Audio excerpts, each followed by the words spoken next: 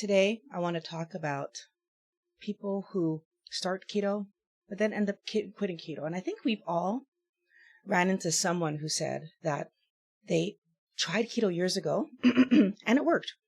But yet the person's no longer doing keto, maybe even has regained some weight. And the question is, why would you start something that's working, and you said it worked really well for you, but then turn around and not do it anymore? So I did it, lost weight, and then stopped. They reached their goal and then had no more reason to keep doing that way of eating. Weight loss is one of the few places that I see where reaching your goal becomes the reason to stop doing the healthy thing that you are now doing. So when we become successful in work, we don't stop working as soon as we make our first paycheck. We keep going. When we become successful learning to play an instrument, we keep going. We don't stop after the first song. Same thing when we're learning a new language or learning to ride a bike. The hobbies and careers that we tend to learn, we do them until we're no longer able. So either physically no longer able or financially no longer able. And if we quit, it's due to our interest falling away, right? Or it's due to us not having time or something. But for some reason, when it comes to health, we quit our healthy diets or our workout regimes, and we don't have any type of replacement planned. I think there's got to be a reason for this, right? Because we know that we need money to keep our home going and to feed ourselves. We know that we need activities and hobbies so that we're not bored. But somehow we don't seem to know that we need to eat healthy and exercise to remain in good shape. I don't think it's because we don't know that. I feel like the reality is we're afraid to face the fact that we're going to age and our bodies are eventually going to fail us.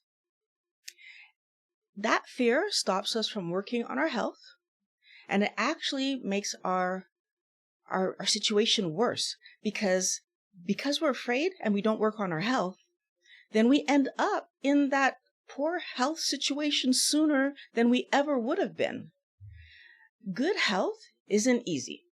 It takes hard work, and you have to give up some time from fun activities to cook and to go to the gym or whatever kind of workout that you find fun to do. But when you do it, you end up keeping your body in a better place. You end up stronger.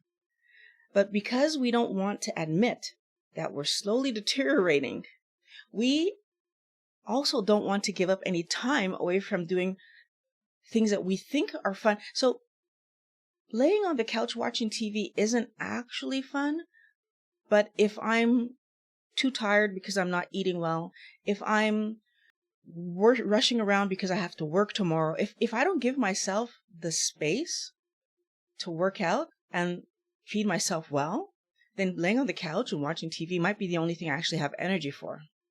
But then we don't want to take time away from this one thing that I think I'm doing for fun, and then I add to it that I'm eating garbage while I'm doing it. This is part of the reason that we have a hard time. It's a dieting trap because we believe that working on our health has to be painful and time consuming. And honestly, it doesn't. So keto worked because you ate healthy food that allowed your body to function well, repair itself, and you were therefore able to tap into the fat that's on your body. When I tap into that fat, I end up losing weight. If I put my body in a healthy situation, my body functions correctly, and then I end up at a healthy weight. Imagine the scenario where I go to grad school and I become a doctor, and then to celebrate, I spend the next 10 years playing video games and scrolling on my phone.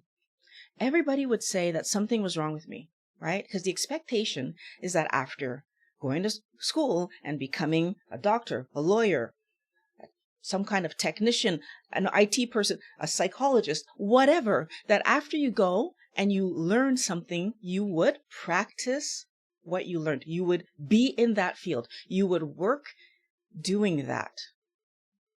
Wellness warrior, I want you to look at your healthy keto diet the same way.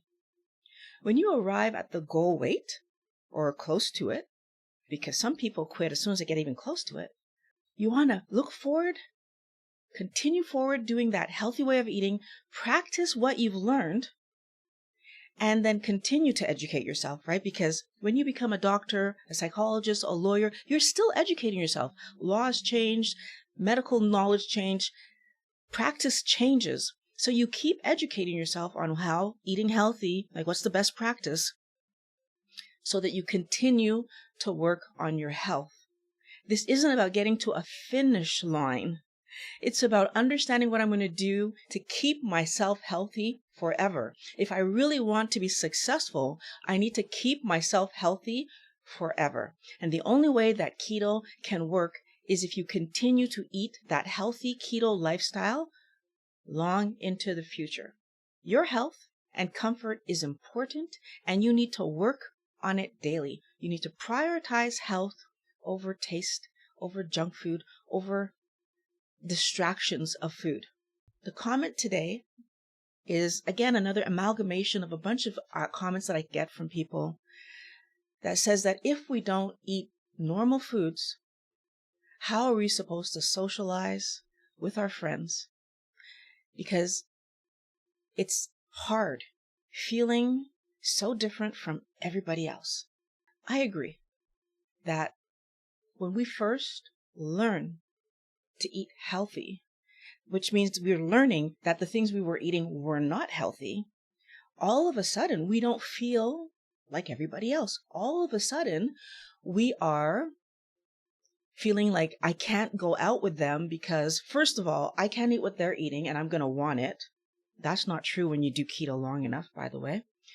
But second of all, they're going to look at what I'm eating and say that I'm strange, that I'm weird, that something's wrong with me. That's not true either. The truth is, I can go to a restaurant and completely order a meal that looks normal, because I can order a salad and I can order some meat, and that looks typical. A lot of people eat that for a meal.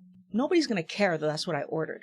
What I want you to think about is that the mistake we often make is thinking that keto is about adding things. It isn't. It's about taking things away. Because I don't want fries, or I don't want rice, or I don't want pasta, or any other high glycemic veg on my plate, doesn't mean that my plate is going to look strange. And it doesn't mean that it's hard to accomplish that in a restaurant. And even if the waiter accidentally brings me something on my plate like a potato, now I know today, just don't eat it. Right? I made that mistake once before. It wasn't fun. So I just don't eat it. And that's normal too. How many times do you go out to eat with your friends and they leave something behind on the plate?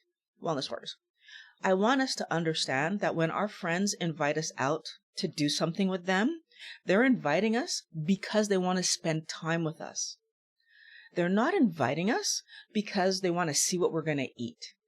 If I go to my friend's home, they're inviting me over because they want to see me. If I invite them to my home, it's because I want to see them. It's not about the specifics of what we're going to eat.